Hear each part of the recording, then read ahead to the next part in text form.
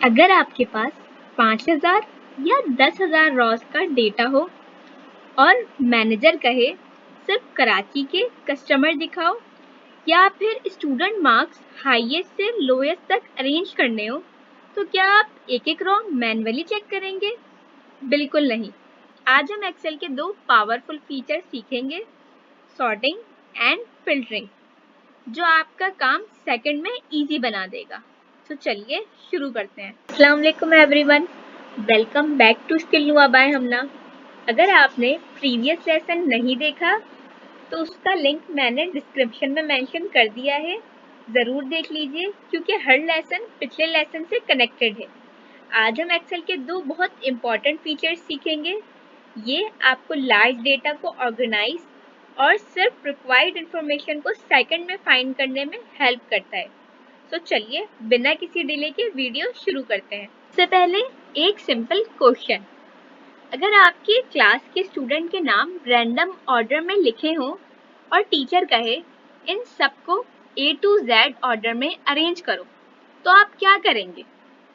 Excel में इसी process को सॉर्टिंग कहते हैं। सिंपल वर्ड्स में सॉर्टिंग का मतलब है डेटा को किसी स्पेसिफिक ऑर्डर में अरेंज करना। ये ऑर्डर A to Z भी हो सकते हैं, Z to A भी हो सकते हैं, स्मॉल टू लार्जेस्ट या लार्जेस्ट टू स्मॉल भी हो सकते हैं। तो चलिए इसे प्रैक्टिकली अप्लाई करते हैं। मेरे पास स्टूडेंट के डेटा है जिसमें नेम और मार्क्स गिवन है। सो मुझे यहाँ नेम्स को अरेंज करना है A to Z ऑर्डर में। सो सबसे पहले मैं पूरी टेबल को सेलेक्ट करूँगी Ctrl+A की हेल्प से। लेट्स सी, मैंने टेबल सेलेक्ट कर ली है। अब सिंपल मैं डाटा टैब पर जाऊँगी। लेट्स सी, यहाँ सॉर्ट पर क्लिक करूँगी, मेरे पास ये टैब ओपन हो जाएगी।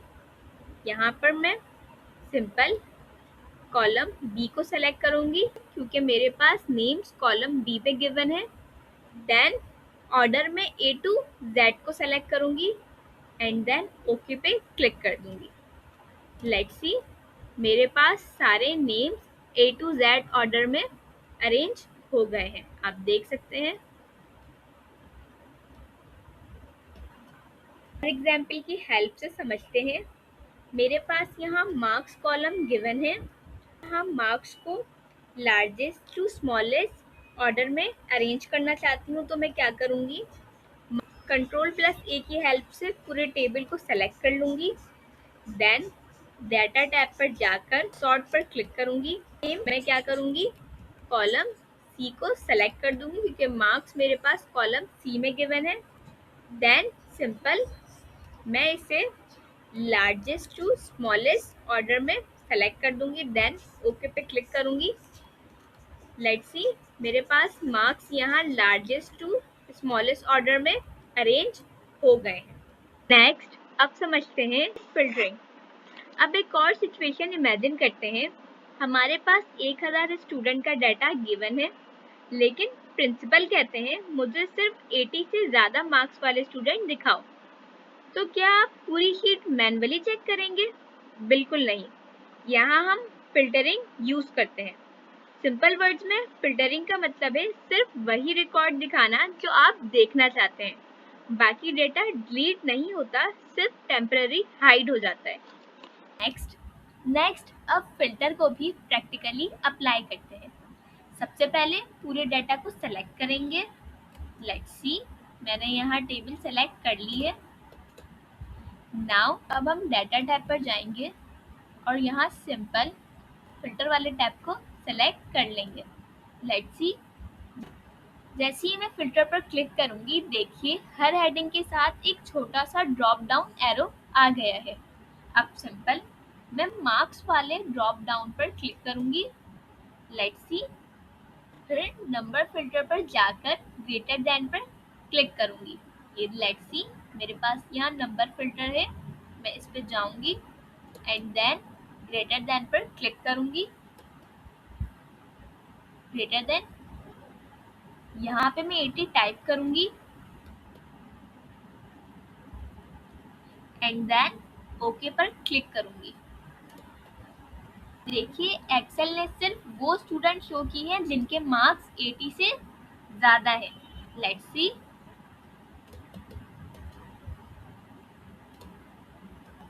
बाकी रिकॉर्ड डिलीट नहीं हुआ है, सिर्फ टेम्पररी हाइड हो गया है और मेरे पास यहाँ 80 से ज़्यादा वाले नंबर शो हो रहे हैं।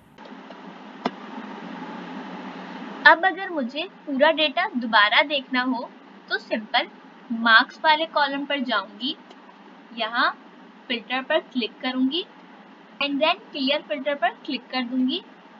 लेट्स सी, मेरे पास मेरा सारा डेटा मुझे रिटर्न मिल गया है। अब एक इम्पॉर्टेंट डिफरेंस समझ लीजिए, क्योंकि बिगनर्स यहाँ अक्सर कंफ्यूज हो जाते हैं।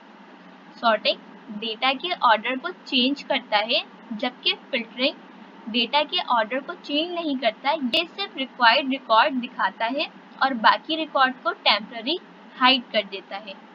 एक क्वेश्चन आपके लिए, अगर आपके पास 50,000 स्टूडेंट का डेटा हो और प्रिंसिपल कहे सिर्फ ए ग्रेड वाले स्टूडेंट दिखाओ, तो आप कौन सा फंक्शन यूज करेंगे? अपना आंसर कमेंट में जरूर बताएं। आज हमने सीखा कि सॉर्टिंग से डेटा को अरेंज कैसे करते हैं और फिल्टरिंग से रिक्वायर्ड रिकॉर्ड कैसे दिखाते हैं। अगर वीडियो हेल्पफुल लगी तो चैनल को लाइक जरूर करें, चैनल स्किल नुआ बाय हमना को सब्सक्राइब करें और बेल आइकन प्रेस कर दें कि आगे आने वाली हर वीडियो आप तक सबसे पहले पहुंचे। मिलते हैं नेक्स्ट वीडियो में। अल्लाह हाफिज।